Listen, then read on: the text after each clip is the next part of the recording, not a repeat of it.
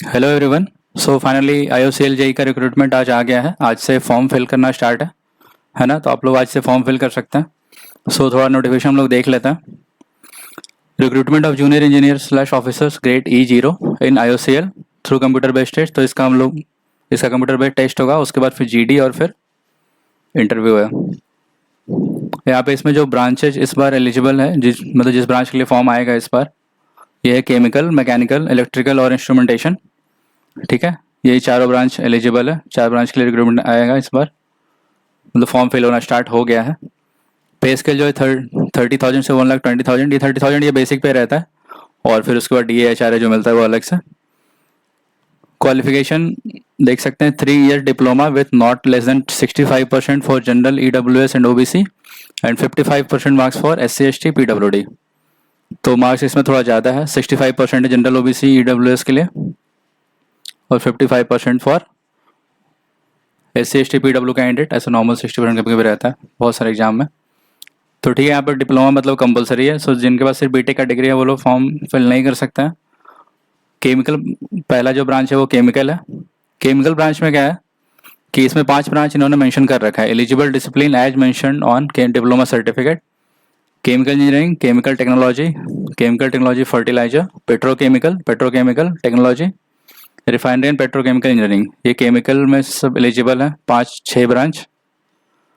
फिर चलते हैं मैकेनिकल पे। मैकेनिकल में मैकेनिकल है। इलेक्ट्रिकल में 4 डोमेन दे रखा है: electrical and electronics, electrical power system, electrical engineering, industrial control. और इंस्ट्रूमेंटेशन में instrumentation electronics, instrumentation and control, applied electronics and instrumentation. ठीक है, यहाँ पे लेकिन एक चीज इंपॉर्टेंट मेंशन किया हुआ है, इस पर आप ध्यान देंगे। Candidate having qualifying diploma from a discipline other than those above are not eligible to apply. However, the corporation reserves the right to take a final decision in considering engineering discipline eligible in case different from those mentioned above. तो अगर आपका branch इसके आसपास है तो आप एक बार apply करके देखना। बाकी इसमें क्या डिसीजन लेता है वो तो IOCL पे है। एक्चुअली आजकल क्या हो गया है कि बहुत सारे कॉलेजेस में इंटरडिसिप्लिनरी ब्रांच, और जो ब्रांच का नाम थोड़ा अलग अलग, पहले ये सब नहीं था, तो इसलिए शायद ये मेंशन किया गया है कि उस सारे ब्रांच का नाम मेंशन करना शायद मुश्किल होगा उन लोगों के लिए भी। तो यहाँ पे थोड़ा कन्फ्यूजिंग तो है, बट आप फिर भी अप्लाई करके देखना। अगर अप्लाई हो गया तो अच्छी बात है। अगर थोड़ा ब्रांच के डिफरेंस, क्योंकि आजकल electronics and computer, electrical and computer, electronics and electrical, ऐसे ऐसे ब्रांच अलग अलग बहुत सारे कॉलेज में आने लगे अलग अलग नाम से। तो यहाँ पे तो यही है। उसके बाद 31 अक्टूबर 25 तक आपका डिग्री कंप्लीट हो जाना चाहिए, डिप्लोमा मार्कशीट, फाइनल मार्कशीट है, तभी आपको ये फॉर्म फिल करने के लिए आप एलिजिबल है। इस पॉइंट में जो मेंशन है, whenever final marks in the qualifying degree have awarded as letter number grade CGPA। Basically यहाँ पे कह रहा है कि अगर आपका नंबर कॉलेज में CGPA के बेसिस पे है, जो कि मोस्टली में रहता है, तो इक्विवेलेंट परसेंटेज ऑफ मार्क्स आप कैलकुलेट करेंगे। एक्चुअली बहुत सारे कॉलेज में 9.5 से मल्टीप्लाई होता है या कहीं पर 10 से मल्टीप्लाई होता है, तो उसका सर्टिफिकेट आपको फाइनली सबमिट करना पड़ेगा कि CGPA से परसेंटेज में कन्वर्ट करने के लिए कितना से मल्टीप्लाई करना है। अगर आपके कॉलेज इस नहीं देता है, यहाँ पे देखिए लिखा हुआ है, if shortlisted IOCL shall be at the liberty to arrive at equivalent percentage of mark by adopting a multiplication factor। अगर आपका कॉलेज CGPA से परसेंटेज कन्वर्जन फॉर्मूला नहीं देता है तो IOCL खुद से उसको कन्वर्ट करेगा वो अपने हिसाब से। ठीक है, तो ये आपको कॉलेज का जो आपका स्कीम है उसके हिसाब देख लेना है कि 65% हो रहा है कि नहीं, क्योंकि यहाँ पे क्लियरली मेंशन कर रखा है कि 59.99% will be treated as less than 60%। ठीक है, मतलब 64.5% अगर किसी का या 64.7 है तो 65 कंसिडर नहीं किया जाएगा, जैसे इन्होंने मेंशन किया है। नेक्स्ट पॉइंट इसमें जो है डिप्लोमा अंडर कैटेगराइज, ये देखेंगे आप, diploma under recognise lateral entry scheme class 12/ITI admitted in second year of diploma course shall also be consider eligible under subject to meeting prescribed percentage of marks. मतलब lateral entry के through अगर किसी ने diploma किया है, मतलब second year में direct जो एडमिशन होता है, अगर 4 साल का कोर्स, आपका अगर परसेंटेज पे आप एलिजिबल हैं, आपका उतना परसेंट मार्क्स, तो आप फॉर्म फिल कर सकते हैं। ठीक है,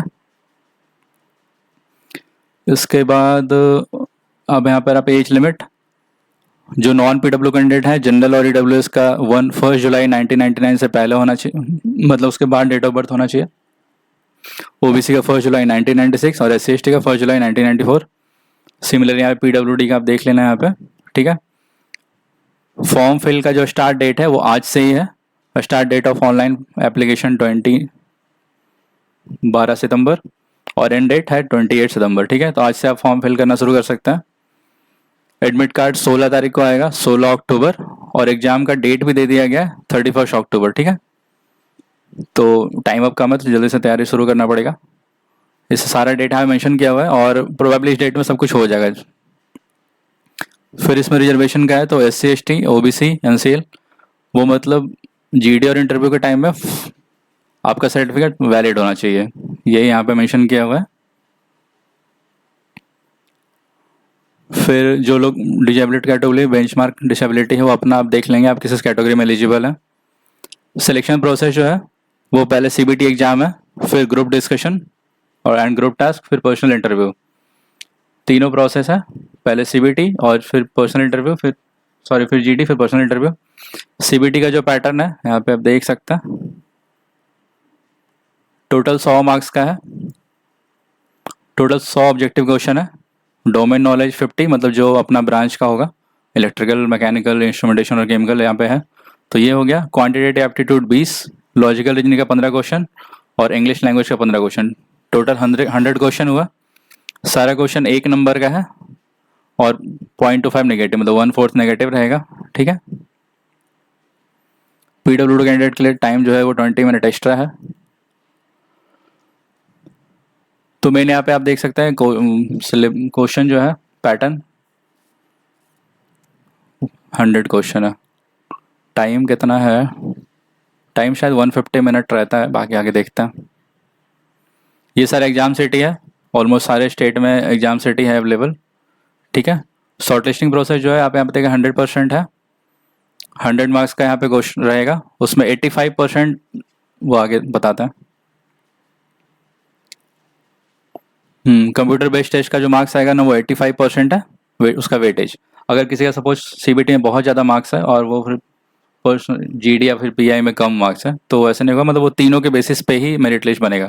क्योंकि आई मेंशन किया हुआ है, merit list shall be prepared only of those candidate who not only qualify individually non-component of the selection process but also in composite score, मतलब तीनों का स्कोर मिला करके उसके बाद वो फाइनल मेरिट लिस्ट तैयार किया जाएगा।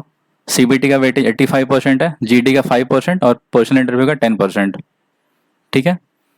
यहाँ से पूरा सिलेक्शन एप्लीकेशन का आप देख लेना, फाइल फॉर्म करने का कैसे कैसे है, फॉर्म फोटो सिग्नेचर कैसे अपलोड करना है, तो यहाँ से आप आराम से फिल कर सकते हैं। ये सारा स्टेप दे रखा है। उसके बाद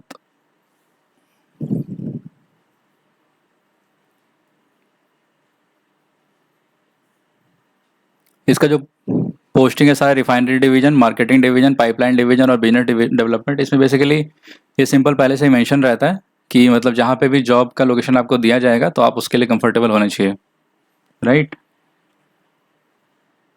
यहाँ पे देखिए सैलरी स्ट्रक्चर में दे रखा है कि आपका इनिशियल बेसिक पे जो मैंने पहले बताया था 30,000 पर मंथ है। उसके अलावा DA, HRA और बहुत सारा फैसिलिटी होता है, क्योंकि ये प्रॉपर एक अच्छा खासा PSU है, तो काफ़ी कुछ मिलता है यहाँ पे।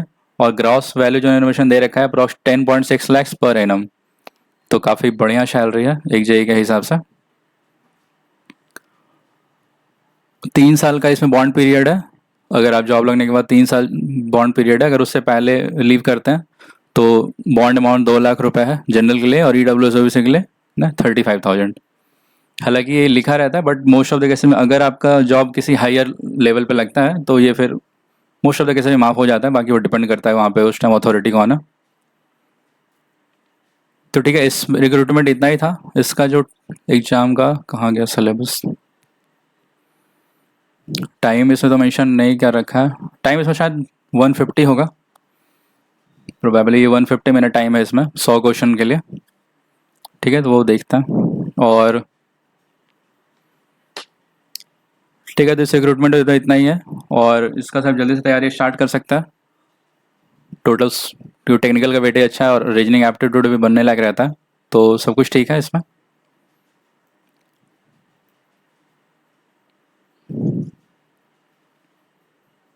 ठीक है, फिर इसमें इतना ही, बाकी मिलते हैं अगले वीडियो में।